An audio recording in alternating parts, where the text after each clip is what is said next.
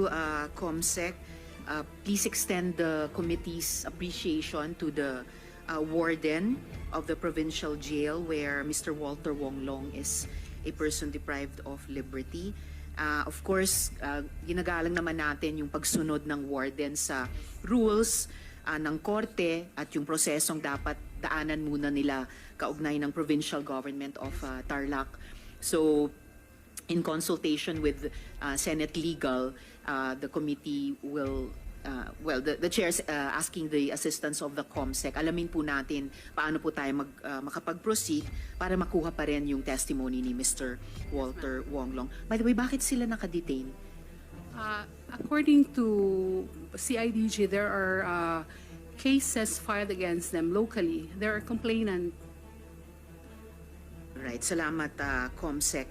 And then, clarification, nung i-deliver yung invitation sa mga incorporators ng Baofu, ang tumanggap ay Head of Security ng Fontana? Rest in the Articles of Incorporation. Okay, Fontana, which is also a familiar name in the long-standing investigations of the Senate sa kabuuang Pogo operation. Yes, so very interesting. And then the mother and daughter na naka-receive sa invitations, Carrion, that's also, friends, that's also a familiar name in the current investigations of the Senate Committee on Women of Pogos, and even in connection, if I'm not mistaken, if I remember correctly, with the Baofu investigation in particular. And lastly, COMSEC, so yung mga dinedeliver na invitations sa mga personalities ng Hongsheng, those were non-existent addresses, or those persons were not truthfully living at the given addresses. So parami yung mga bumibigat yung balanse ng hindi totoo sa totoo na sa mga dokumentong ine-examine ng komite. Salamat, COMSEC. Could you please administer the oath sa mga ngayon palang resource persons natin? May I request those who have not taken their oath during the last hearing to please stand up, raise your right hand, and repeat after me. I, please state your name. Do solemnly swear that I will tell the truth, the whole truth, and nothing but the truth for this investigation. Thank you. You may now take your seat. Salamat, COMSEC, at sa lahat ng resource persons. So, yes, Sen. Sherwin.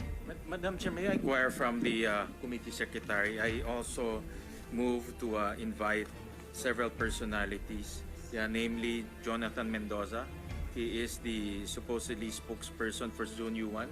He actually came out in an article by Rappler. May I know the status of that invitation?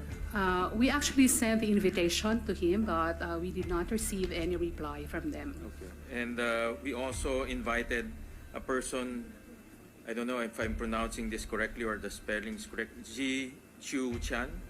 He is allegedly the bridge between Mayor Alice Go and Hong Sheng.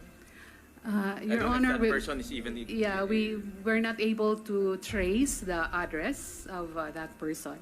Maybe we can request Mayor Alice Go to furnish the committee the whereabouts of that person and also the contact, since apparently she has been liaising with this person. And then you also mentioned that Mr. Walter Wong is currently a PDL.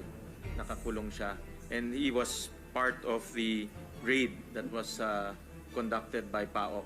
That's the reason why he is he's detained. Tama po ba, Yusek Gilbert? Can you confirm that? Yusek Cruz, please. Yes, Madam Chair. Thank you, Madam Chair. Thank you, Sen. Sherwin. And at the proper time, the chair would accept a motion from the good senator with regards how we can secure the participation of Mr. Mendoza in the hearings, if the good senator desires. And ito nga po, during the hearing, maitatanong din natin, kasama ng maraming tanong, no, kay Mayor Alice Guo, yung whereabouts ni Mr. Ji Shu Chan. Maraming butas po ako nakikita dun sa narrative ni Mayor Go. Nag-attend ako dito ngayon para bubutasan ko po. Marami po mga butas doon sa mga statements ni Mayor Go. Hopefully, I have some few questions na kailangan niya masagot. Para bang teleserye itong buhay ni Mayor Alice Go. Blockbuster to kapag ito'y ginawa nating teleserye kasi fairy tale eh. Marami pong salamat. I'd like to ask my colleagues if they also have opening statements. Senator Raffy, you have the floor. Good morning, Mr. Chair, Madam Chair, Senator Win Gatchalian. I've seen the transcript of the previous hearing in this committee pertaining to the investigation being conducted, and I saw also the videos wherein lumilitaw para bang teleserye itong buhay ni Mayor Alice Go. Blockbuster to kapag ito'y ginawa nating teleserye kasi fairy tale eh. Siya ay anak ng isang kasambahay na nabuntis ng isang mayamang Chinese and then pinalaki sa isang farm tapos nag-aral sa bahay, wala siyang kakilala mga kaibigan. And then, isang araw, bigla na lang siyang naging mayaman. Unlike sa Cinderella, merong tinatawag na prinsipe na sumalo sa kanya. Dito, it seems to me that she did it on her own. Maraming butas po ako nakikita dun sa narrative ni Mayor Go. Nag-attend ako dito ngayon para bubutasan ko po. Marami po mga butas doon sa mga statements ni Mayor Go. Hopefully, I have some few questions na kailangan niya masagot. Kapag hindi niya masagot, doon makikita na meron po siya talagang itinatago. Hindi po kapani-paniwala, marami din po ako, Madam Chair, na request sa committee na ito ipapatawag. Unang-una, ipapatawag po natin ay yung pong midwife na nagpaanak sa kanya. Pangalawa po, nung file siya ng rate registration, sino po doon kung saan siya nag-file ng rate registration ang tumanggap. Pangatlo po, Madam Chair, gusto ko pong patawag yung barangay chairman na kung saan nandun yung kanyang farm. Kasi syempre, if you have a farm and it's not a backyard farm, it's a commercial farm, you need to get a permit para ma-aprobahan yung farm na yon. You have to get a sanitation permit, etc.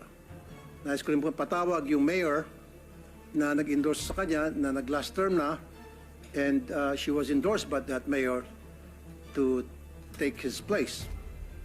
So, syempre, si mayor, I'm sure, hindi naman siguro niya endorse itong si Mayor Go kung hindi niya kakilala. Patatawag din po natin yung BIR.